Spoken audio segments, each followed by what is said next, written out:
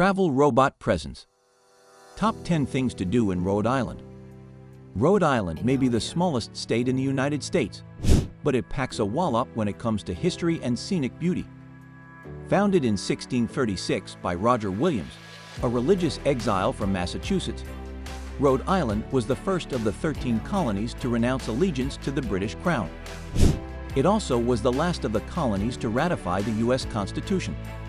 Rhode Island's nickname is the Ocean State, which is apt since it has tens of miles of shoreline on the Atlantic Ocean, each foot filled with stunning beauty. The state's top destination, Newport, is well known for its over-the-top mansions for the rich who summered here, but there are many other great places to visit in Rhode Island. So before starting this video, subscribe to our YouTube channel for future updates. Let's get started. Number 10. Marble House. Built in 1892, Marble House was designed by the same architect as the Breakers, but predates it. Modeled on the Petit Trianon at Versailles, French palaces were the model of the day.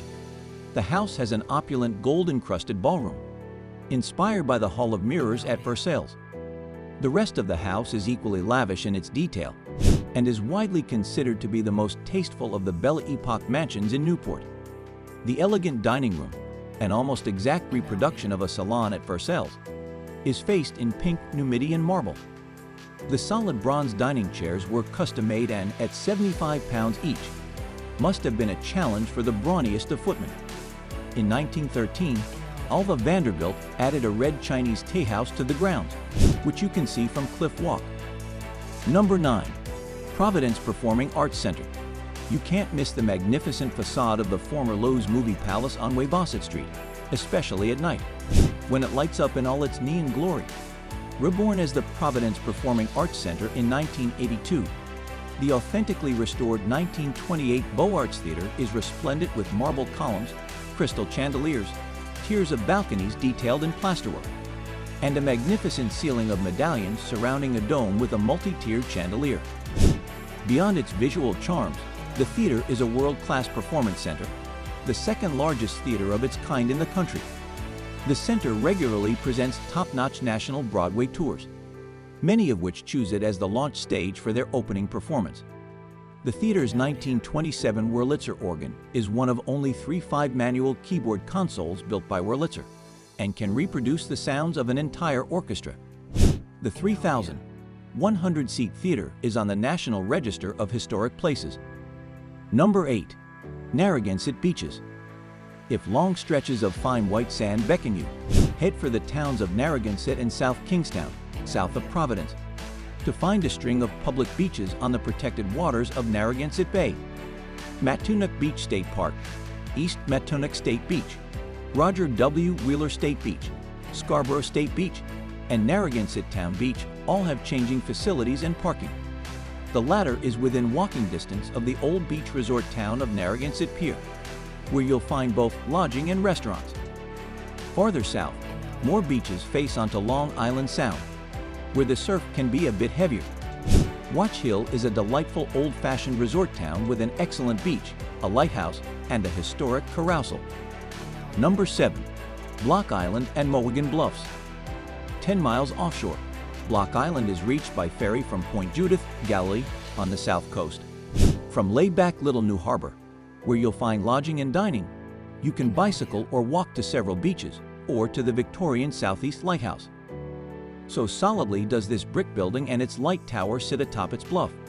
You'll be surprised to hear the story of how it was moved in 1994 to keep it from falling off its eroding bluffs into the sea. MOHEGAN Bluffs are a 3-mile stretch of coastal cliffs with a 200-foot drop to the ocean. At the foot of these is a beautiful beach, although the prospect of climbing back up the 151 steps might discourage you. At the northern tip of the island is the 1867 North Lighthouse, where there is an interpretive center. Miles of trails crisscross the island and are popular with birders who come to spot the more than 150 species stopping here in the fall. A weekend on this island with its faraway feeling is one of the most romantic things to do in Rhode Island. Number 6. COLT State Park. You'll see some stunningly beautiful views from COLT State Park, which is considered the gem of the state park system. The park fronts on Narragansett Bay, so definitely take a drive along the shoreline. Or you can bike along the shoreline or through the park on 4 miles of bike trails where you'll see carefully tended fruit trees and flowering shrubs. The park is near Bristol, home to a spectacular 4th of July fireworks display since 1785. Take a moment to reflect on life at the open-air Chapel by the Sea. The park is named after industrialist Samuel P. Colt and was originally the location of his summer home. Number 5. The ELMS. The ELMS is another one of those over-the-top summer homes in Newport. This one built by the Berwyn family in 1898. The ELMS, however, possibly wasn't as opulent as the others, since it only cost $1.4 million to build. While the interiors were still lavish, the focal point here is the classical revival gardens with marble and bronze sculptures on terraces, marble pavilions, a sunken garden and fountains. The gardens took 7 years to create. Construction started in 1907, 6 years after the mansion was finished. The ELMS is open to the public today. Tours reveal details about the staff that was responsible for maintaining the house and about the building's technical systems. Be sure to allow time to visit the restored classical revival gardens, especially the lower gardens, which feature fountains, a sunken garden, and marble pavilions. Number 4. Benefit Street and John Brown House, Providence. Known today as the Mile of History, Benefit Street was the social, cultural, artistic, civic, and intellectual heart of Providence in the colonial and early federal periods. You can immerse yourself in these exciting times for the young country just by walking this mile of stone and brick-paved street.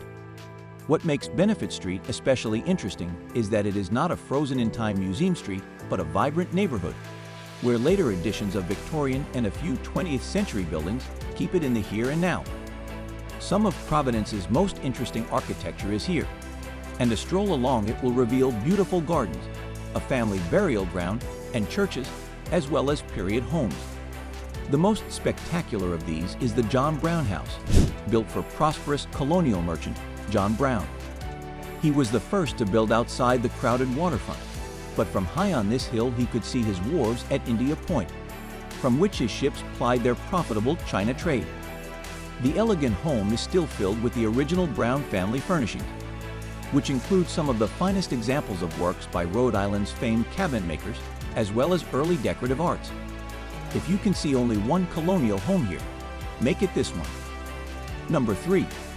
Roger Williams Park Zoo, Providence. Despite its history as one of the country's oldest zoos, Roger Williams Park Zoo is an outstanding example of modern zoo design and ethics. Largely cage-free, the zoo is a place where animals live in environments as close as possible to their native habitat, and where visitors can see them with a minimum of visible barriers.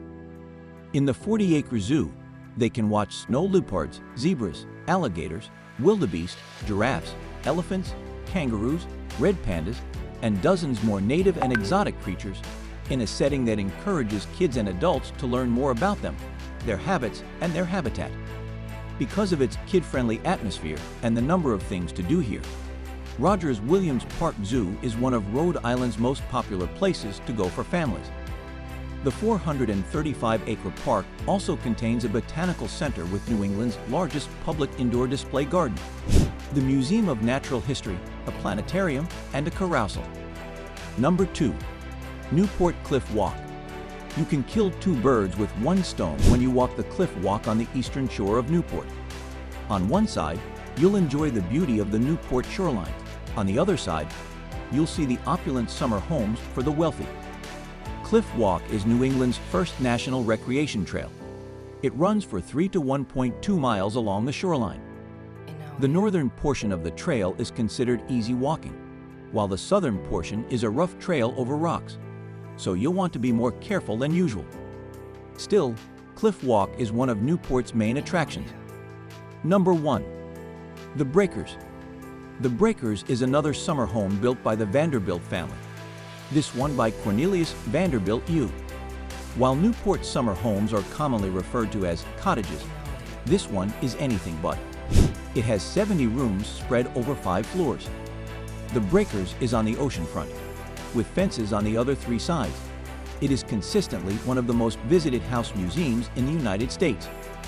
Because a previous mansion, owned by Pierre Lorillard IV, on the site burned, Vanderbilt insisted his mansion be fireproof, so steel trusses were used for structural support.